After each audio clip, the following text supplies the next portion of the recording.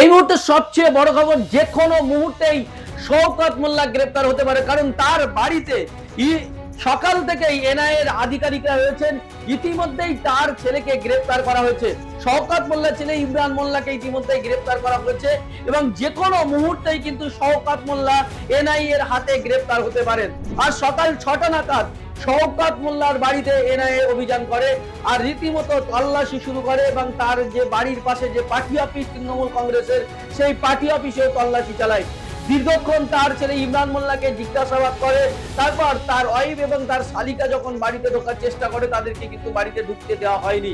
হ্যাঁ, এই মুহূর্তে সবচেয়ে বড় খবর কিন্তু শওকত মোল্লা, যে শওকত মোল্লার বিরুদ্ধে নানা অভিযোগ রয়েছে এবং বিভিন্ন ভাবে ভোটের আগে বিরোধীদেরকে মারধর করা থেকে শুরু করে বিরোধীদের উপর বোমাবাজি করার চেষ্টা এবং বিরোধীদেরকে বিভিন্ন ভাবে হুমকানি শাসানি, তার বিরুদ্ধে নানা অভিযোগ ছিল।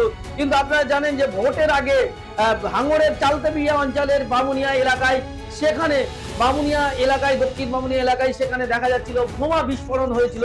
আর যে বোমা বিস্ফোরণ কাণ্ডে স্বয়ং শওকত মোল্লার যোগ রয়েছে বলে অভিযোগ করেছিল বিরোধীরা, অভিযোগ করেছিল, অর্থাৎ ভাঙড়ের আইএসএফ এর পক্ষ থেকে অভিযোগ করা হয়েছিল।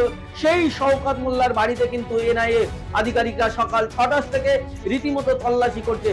অর্থাৎ শওকত মোল্লা, যে শওকত মোল্লা বারবার বিরোধীদের দমন পীড়ন করেছেন, শাসক একেবারে তারা হেরে যাওয়ার পর তিনি নিজে হেরেছেন এবং তার দল হেরেছে, তার যে শাসন ক্ষমতা তাদের হাত থেকে হস্তগত হয়েছে বিজেপির হাতে, এবং সেই শওকত মোল্লার বাড়িতে কিন্তু এই মুহূর্তে এনআইএ ইতিমধ্যেই এই কেসটার দায়িত্ব এনআইএ নিয়েছিলেন। কারণ যেদিন বোমা বিস্ফোরণ ঘটে তারপরের দিন ভোরবেলাতেই এনআইএ চালতেবেড়িয়াতে এসেছিলেন এবং তারপরে গোটা বিষয় তল্লাশি হয় এবং মুড়ি মুড়কির মতো বোমা উদ্ধার হয়, পুকুর থেকে বোমা উদ্ধার হয়, ডোবা থেকে বোমা উদ্ধার হয় এবং বিস্ফোরণ কাণ্ডে তৃণমূল কংগ্রেসের কয়েকজন কর্মী আক্রান্ত হন এবং তার মধ্যে অন্যতম ছিল প্রভাবশালী ওহিদুল ইসলাম নামে যে ছিলেন।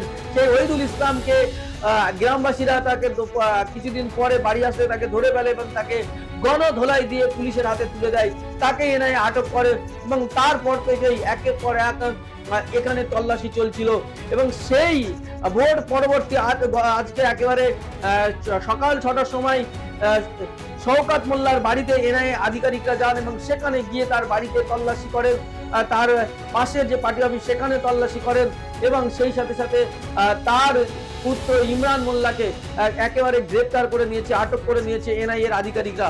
এবং সেই খবর পেয়ে দেখা যাচ্ছে যে শওকত মোল্লার ওয়াইফ এবং তার শালিকা তারাও কিন্তু সেই বাড়িতে ঢোকার চেষ্টা করে। তারা বাইরে ছিল, গাড়িতে করে এসে তারা বাড়িতে ঢোকার চেষ্টা করে, কিন্তু তাদের কোনোভাবেই আধিকারিকরা ভিতরে ঢুকতে দিইনি। অর্থাৎ এই মুহূর্তে যে খবর, যে শওকত মোল্লাকে কিন্তু এনআইএ খুঁজছে, তাকে যে কোনো মুহূর্তে কিন্তু গ্রেপ্তার করতে পারে। এ প্রসঙ্গক্রমে আপনাদেরকে জানিয়ে রাখি, তৃণমূল এই মুহূর্তে দুটি দলে ভাগ হয়েছে, একটা নব্য তৃণমূল, একটা পুরনো তৃণমূল। একদিকে মমতা বন্দ্যোপাধ্যায়, অভিষেক বন্দ্যোপাধ্যায়ের তৃণমূল, অন্যদিকে ঋতব্রত বন্দ্যোপাধ্যায়, বহিষ্কৃত তৃণমূল কংগ্রেস বিধায়ক ঋতব্রত বন্দ্যোপাধ্যায় এবং সন্দীপন সাহার নেতৃত্বে যে তৃণমূল, এই দুই শিবির যখন চলছে, গতকালকে বিধানসভায় শওকত মোল্লা গিয়ে, প্রাক্তন বিধায়ক শওকত মোল্লা গিয়ে দেখা করেছিলেন ঋতব্রত বন্দ্যোপাধ্যায়ের সঙ্গে এবং বিরোধী দলনেতার ঘরে, এবং সেখানে দেখা করার পরে প্রায় 10 মিনিট ধরে ঋতব্রত বন্দ্যোপাধ্যায়ের সঙ্গে কথা বলেন। তারপরেই দেখা গেল আজকে ভোরবেলা এনআইএ আধিকারিকরা তার বাড়ি। অর্থাৎ এই মুহূর্তে যে ছবি আমরা দেখতে পাচ্ছি যে শওকত মোল্লার কিন্তু বিপদ ঘনিয়ে আসছে। মানে এই শওকত মোল্লা আমাদের চ্যানেলের নাম করে, জিআই এর নাম করে রীতিমতো হুঁশিয়ারি দিয়েছিলেন, যেখানে জিআইকে পাবেন সেখানে আক্রমণ করবেন, সেখানে মারধর করবেন, এইরকম অর্ডার দিয়েছিলেন তার কর্মী সমর্থকদের, যেখানে পাবেন সেখানে মারবেন, এই ভাষা ইউজ করেছিলেন যে শওকত মোল্লা। সেই শওকত মোল্লা এই মুহূর্তে কিন্তু বিপদে, কারণ ক্ষমতা তার হাত থেকে চলে গেছে, তার দল ক্ষমতায় নেই, তিনি নিজে ভাঙড়ে এসে দাঁড়িয়ে হেরে গেছেন। বড় বড় কথা বলেছিলেন, সেই কথা তিনি রাখতে পারেননি। বিশাল ভাষণবাজি করেছিলেন, মানুষকে হুমকি দিয়েছিলেন, চমকিয়েছিলেন, বিভিন্ন জনকে টাকা দিয়ে কেনার চেষ্টা করেছিলেন এবং আমাকেও টাকা দিয়ে কেনার চেষ্টা করেছিলেন, আর বিভিন্ন সংবাদ মাধ্যমকে টাকা দিয়ে তিনি প্রতিযোগিতা করার চেষ্টা করেছিলেন। সেই শওকত মোল্লার বিরুদ্ধে, যার বিভিন্ন খুনের মামলার অভিযোগ রয়েছে, যার বিরুদ্ধে বিভিন্ন ধরনের অপরাধের মামলা রয়েছে, তার বিরুদ্ধে কয়লার কেসের মামলা রয়েছে, তার বিরুদ্ধে নানা অভিযোগ রয়েছে এবং বিভিন্ন ক্ষেত্রে তিনি বিভিন্ন জায়গায় হচ্ছে কি বোমা সাপ্লাই করতেন, বোমা মারতেন। রীতিমতো ভোটের সময় তার একটি গান ভাইরাল হয়েছে, বোমবাদা সওকাত নামে, শওকত মারচোর গান ভাইরাল হয়েছিল এবং রীতিমতো সেই শওকত মোল্লা, যে শওকত মোল্লা এতটা প্রভাবশালী ছিল ক্যানিং পূর্ব বিধানসভা এরিয়ায়, ভাঙড় বিধানসভা এরিয়াতে এবং ক্যানিং পশ্চিম বিধানসভা এরিয়ায়, বেশ কয়েকটি বিধানসভায়, সাতগেছিয়া বিধানসভায় তৃণমূল কংগ্রেসের পর্যবেক্ষকও ছিলেন, বেশ কয়েকটি বিধানসভায় তার দায়িত্ব ছিল। সেই শওকত মোল্লা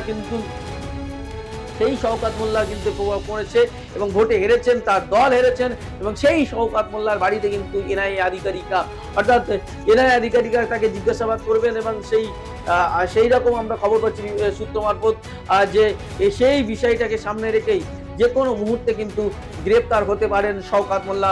ক্যানিং পূর্বের প্রাক্তন বিধায়ক শওকত মোল্লা কিন্তু যে কোনো মুহূর্তেই কিন্তু তিনি গ্রেফতার হতে পারেন।